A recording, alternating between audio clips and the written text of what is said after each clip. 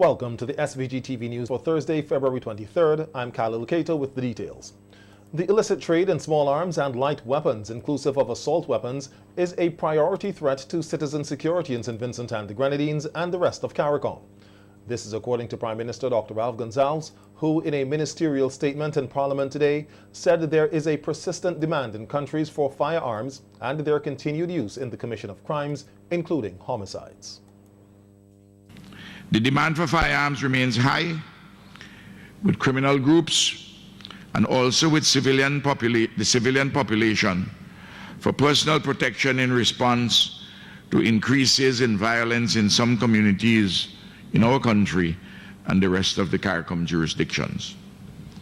Available data highlight the continued use of cargo containers to import firearms through various receptacles, including barrels, boxes, television sets, motor vehicles, and the like. Imported guns and ammunition are often exchanged for narcotics, cocaine, marijuana, and assorted synthetic drugs, and with some transactions taking place on the seas. The extent of this importation of firearms and bullets in CARICOM countries, including our own country, is not known precisely, but the evidence suggests that this importation is substantial and dangerous.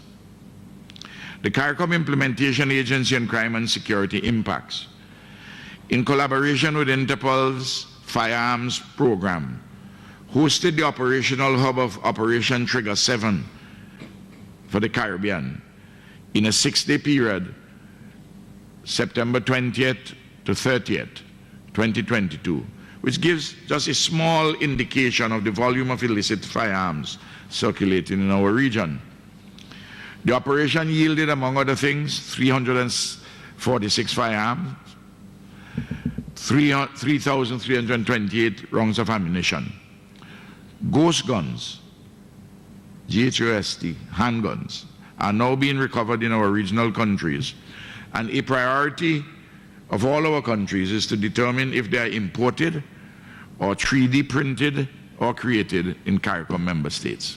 Prime Minister Gonsalves said, according to various informed sources, the number of illegal firearms in Haiti alone is estimated to be between 270,000 and 500,000, which he says is an important fact for SVG and other countries in the Caribbean, as regional criminal gangs or groups continue to exchange drugs for guns with their Haitian counterparts, one pathway being through Jamaica down to the southern and eastern Caribbean. The tracing of firearms data indicate that the United States of America is a primary source of firearms within CARICOM, including St. Vincent and Grenadines, while South America and Europe are secondary sources. Most of the homicides in our country and CARICOM as a whole are carried out through the use of firearms imported from the USA. CARICOM, including St. Vincent and Grenadines, have been raising this issue repeatedly with the authorities, but with the American authorities, but with little practical results, given the veritable open sesame approach of the USA regarding guns and the right to bear arms. So too the Community of States of Latin America and the Caribbean, CELAC, have addressed this matter at its January 2023 summit in Argentina. Recent indications, though, suggest that the Biden administration in the USA is paying some attention to what we have been saying, both in respect of illicit export controls and tracing. Recently, an expert has been allocated and embedded to assist our regional security authorities with tracing.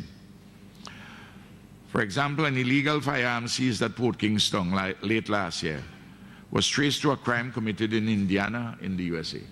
Indiana. We don't have a lot of Vincentians or Caribbean people living in Indiana. But what happens is the offense is committed there, they get it quickly out of that jurisdiction, and there's a network. Other firearms are currently being traced from St. Vincent and the Grenadines and elsewhere in our region. But we are asking the United States to be more proactive in cooperation with us on this matter of illicit firearms exported from the USA. We are requesting that the federal government in the United States take to its Congress for ratification the United Nations Treaty on Small Arms, which covers assault weapons, and to implement a practical and stringent regime to control the export of illicit weapons. For St. Vincent and the Grenadines and the regional security system, Prime Minister Gonzalez said they are ramping up border surveillance at sea and on land, especially at ports of entry. In part, towards this end, we are purchasing scanners for our two main ports and Argyle International Airport. The 2023 estimates contain the budgetary allocations. On Saturday, February 11, 2023, I met the top leadership of the Royal St. Vincent and Grenadines Police Force, those of the ranks of the Assistant Commissioner of Police and above, including the Commissioner of Police, for an extensive discussion on the policing of serious crimes, including the matter of illegal firearms. Certain decisions were taken and an operational plan is being executed accordingly. I assure the citizens of our country that this is an issue of the highest priority for the government. Daily I'm in communication with the Commissioner of Police on this and related matters. I await too a report from a security expert on certain measures to be taken additionally in respect of firearms. Our enhanced coordinating efforts are proving fruitful. In this exercise, the security authorities are working in close collaboration, the security authorities in our country, working in close collaboration with the Regional Security System, the CARICOM Implementation Agency on Crime and Security Impacts, the Regional Fusion Intelligence Center, the relevant security authorities of the USA, the United Kingdom, Canada, and the European Union, and Interpol. Indeed, the Commissioner of Police recently assured me that he has engaged the active support of the Federal Bureau of Investigation, FBI, in relation to a particular homicide which was committed in our country. No stone must be left unturned in these respects. And I expect that the country demands, the country demands the highest level of professionalism and commitment from our police officers in the fight against crime, including the serious crime of homicide. Prime Minister Gonzalez further told Parliament that he expects that the country demands the highest level of professionalism and commitment from police officers in the fight against crime, including the serious crime of homicide. The nation demands too that the National Prosecution Service, the magistrates, the judges in our law courts, that they rise to the challenges of citizen insecurity. The government is spending approximately $100 million annually on the security and law and order apparatuses of the state, including the police, the Coast Guard, the fire service, the prisons, the Office of the Director of Public Prosecutions, the law courts, the Financial Intelligence Unit, the National Commission on Crime Prevention, and the regional international security agencies to which St. Vincent and Grenadines belongs. To be sure, more resources are always required, but it cannot be said that the security and law and order apparatuses of the state are under-resourced for the tasks at hand. Also in Parliament today, the Minister of Agriculture and MP for South Central Windward used the opportunity to send congratulations, or that should be in the congratulatory session, to extend congratulations to MP for North Central Windward, Prime Minister Dr. Ralph Gonzalez, for his 29 years of service to the people of his constituency and SVG on a whole. Yesterday, February 22nd, was 29 years since a politically seismic activity took place in this country, the genesis of a change in the political geometry of St. Vincent and the Grenadines. On a Unity Labour Party ticket, Dr. Ralph Gonzalez, affectionately known as the Comrade, Louis Straker and Vincent Ian Beach of blessed memory, were elected to serve the people of St. Vincent and the Grenadines.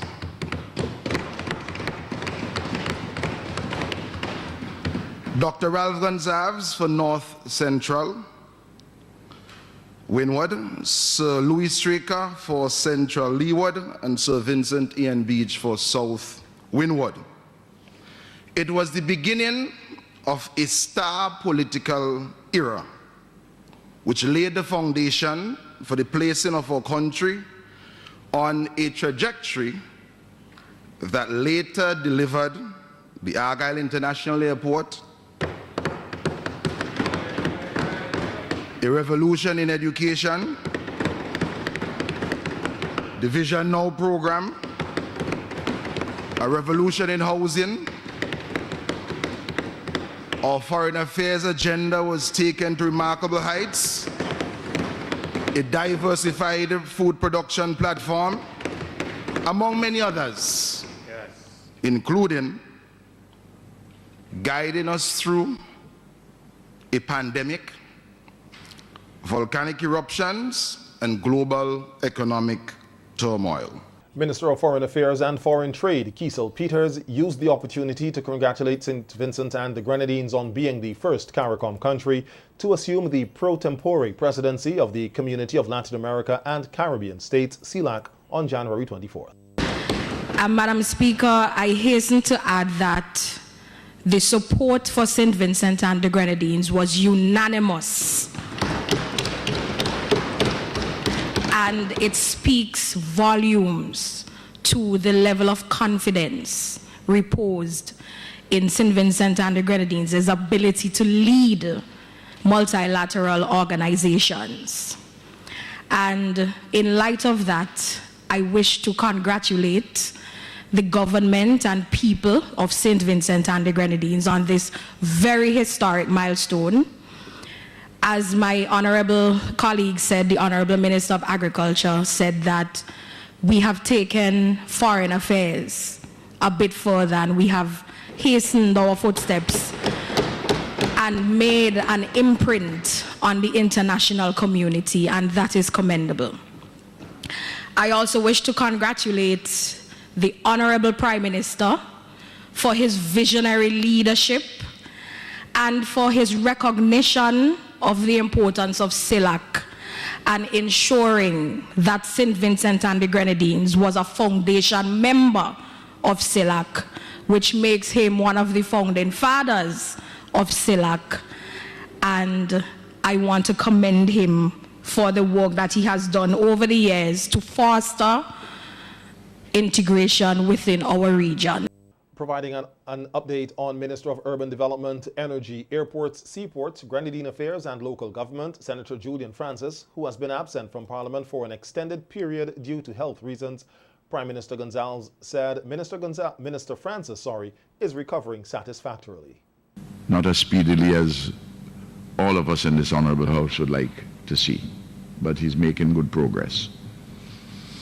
And I report, Madam Speaker, that the Honorable Deputy Prime Minister, the Honorable Minister of Transport and Works, he has a problem with his a muscle in his leg, and he's not able to be with us today. He's having some therapy, some physiotherapy. Well, I think on an ongoing basis you'll have to have a little of it. I will therefore, Madam Speaker, endeavor to answer his questions in addition to those which were posed to Minister Francis. The answers which he was supposed to give the Deputy Prime Minister, Minister of Transport and Works. The Ministry of Agriculture will lay the foundation for North Leeward to return as the vegetable breadbasket of St. Vincent and the Grenadines. This is according to Minister of Agriculture Saboto Caesar, who was addressing the launch of the National Farm Labor Assistance Program at the Trumaka Methodist School, that should be the Trumaka Government School, on Tuesday afternoon. To whom much is given, Let me repeat this. To whom much is given, much is expected. And North Leeward, at one time, was the vegetable breadbasket of St. Vincent and the Grenadines. And the chief said so, and I am saying this as the Minister of Agriculture, that under our watch, we want to lay the foundation so that we can reap the fruits to have North Leeward return to its days of glory as the breadbasket of vegetable production, not only in St. Vincent and the Grenadines, but also in the OECS. Minister Caesar says the constituency will also benefit from a number of water tanks and mist blowers and encouraged farmers in the area to live in unity, noting that they will have to share the water tanks. I always say this, that united we are always stronger, and divided we are weaker. And we must put aside those things which sometimes so easily beset us and divide us. And when people trying to pull against, you have to say, this is unity time. And the first issue I want to address about unity is this.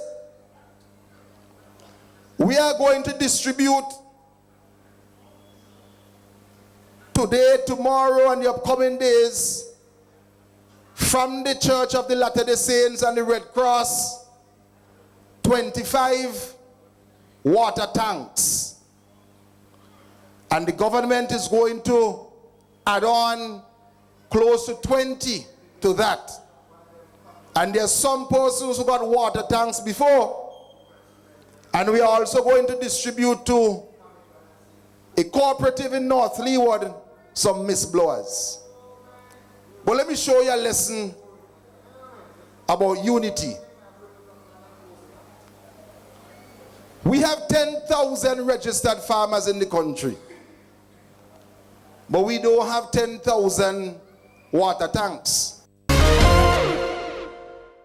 Honorary Consul of Guyana to St. Vincent and the Grenadines says Guyanese who are living in this country illegally, he has urged them to straighten their matters with the Immigration Department. Nigel Russell said for some time now, persons have been coming to his office for help, having overstayed their time, which seems to be a recurring problem and is a problem for his office. And this has been paining me, and I thought it best after the discussions that we've had with quite a number of our nationals at different meetings and gatherings. They're coming to St. Vincent, overstaying their time, and when they realize that they spent their time in excess of what they were given, they want the Guyana consulate to assist them in those extensions. Let me make this very clear. The Guyana consulate is not an extension of the Immigration Department of St. Vincent. The immigration operates by the laws, much of which Guyana upholds. Russell stated that his office is not authorized to handle these matters and urged them to legalize themselves. I am obligated to do is to tell them what the facts are. Our office is an office that provides advice and information. They can take the information or they don't want to take it. I can simply say to you, few of those who took my advice and went into the immigration were able to have their status sorted out, so to speak. We are not speaking on behalf of immigration. The immigration laws are laws to be obeyed, not broken. This call is for the Guyanese themselves to recognize it doesn't reflect us. Guyana doesn't approve of our citizens coming to this country to conduct themselves like this. Sure, you can do it, but when you are trying to say that my office has an obligation to help you do that, let me make this very clear. That is incorrect. It was noted that applications for birth certificates for Guyanese can now be done online through the Guyana Post Office. It has been one of the innovations under this administration and the diaspora unit. In other words, you don't necessarily have to come to any consulate any longer. to get your birth certificate. I think it's only one of the services that are online now. You can take the number that we will give to you at my office, 453-1222, 526-5159, and we will give you that number there, and you can call at any time GRO in Guyana, and you can give them all the information required, and they will get your birth certificate to you in 2 weeks. Meanwhile, the Honorary Consul says Guyana, or that should be said, agricultural projects are in the pipeline with farming groups and the Liberty Lodge Boys Training School. Manager of the Tobago Keys Marine Park, Lesroy Noel, says they are working on digitizing the marine park. Noel was a panelist on the VC3 Roundtable Talk program last evening, along with Chairman of the Union Island Tourist Board, Edwin Snag, and Chairman of the Union Island Tourist Bureau, Stanton Gomez, discussing tourism matters in the Southern Grenadines. We're now in the process of digitizing our park, because we're moving with the times. We've just signed off on an agreement to basically to fund that process. We have an interpretation center at the park there, and we are moving to digitize that. The process has started, and I was saying with the fees, we have successfully implemented in January 2023, successfully implemented an increase in our user fees, which we hope would help us continue doing the good work we're doing also, because we at the Tobago Keys Marine Park have to see ourselves as good corporate citizens, and we want to make sure we can contribute to activities in Union Island and Myro in particular, and also extend to Kanawan to contribute to activities in those areas. We actually contributed to the Conch Festival. We have had the Myro Regatta, the Union Island Easter Ball, and all other projects, even the Humans that Square, and so on. So we've been making our contributions as a park here, and contributing to the development of even tourism in and around the Southern Grenadines. The chairman of the Union Island Tourist Board said even though the island lacks some facilities and services, there is a lot to be offered in Union Island. Challenges are not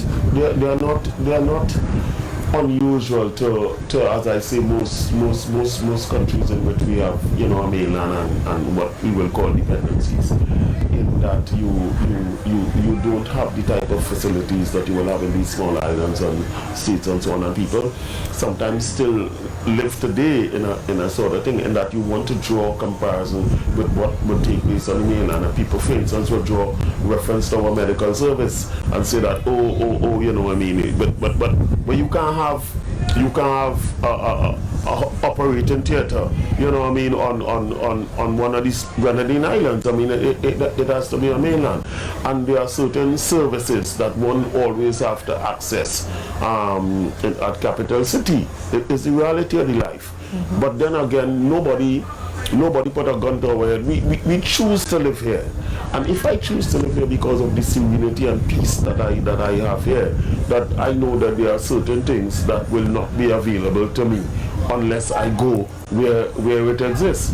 Stanton Gomez of the Tourism Development Board says they are preparing a summer getaway for locals and visitors, and is encouraging persons to take advantage of the opportunity to visit Union Island. July, August, we're pushing for summer getaway. We're encouraging persons to come down, especially during that time when the school is out. So to really experience Union, we'll be working with the hotels to see if they could drop their rates or offer a local rate. And then we have the mud boat regatta in October. And in November we have, is usually the start of the tourist season. But we also have planned a business conference, small business conference, because that's particularly important, because a lot of, especially during COVID, we had a lot of small businesses popping up, and one of the difficulties is that most of them are not operating, in the way that which they could access capital. A lot of them might be keeping their books properly, and all of the record keeping. They're not keeping the records that the financial institutions would want.